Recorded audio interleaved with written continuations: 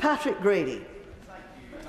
Speaker, having spent the day dealing with the injustice of the Post Office Horizon scandal, we move to the injustice of the infected blood scandal. And I join a number of honourable and right honourable colleagues presenting petitions on behalf of constituents who are seeking justice. And I include in that and pay tribute to my constituent Joyce Donnelly, the chair of the Scottish Infected Blood Forum, who is the first signatory on this petition, which declares that people who received infected blood and who have suffered as a consequence have, along with their families, waited far too long for redress. And the petitioners of Glasgow North therefore request that the House of Commons urges the Government to implement the recommendations in the second interim report of the Infected Blood Inquiry without delay. And the petitioners remain, etc. Petition. Recommendations of the Infected Blood Inquiry. The Sunday Times is calling for a full and fair settlement for the victims of the contaminated blood scandal.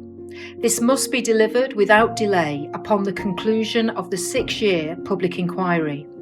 The surviving victims of this scandal have already waited decades for justice and bear no responsibility for fluctuations in the state of public finances. Sir Brian Langstaff, the chairman of the Infected Blood Inquiry, published his final recommendations on compensation in April 2023. Once his final report is published on May the 20th, and with both the current government and opposition already accepting the moral case for compensation, there can be no further excuse for delay. With infected victims dying at the rate of 1 every 3.5 days, compensation arrangements must be set out immediately. As the former Prime Minister William Gladstone told the House of Commons in 1868, justice delayed is justice denied.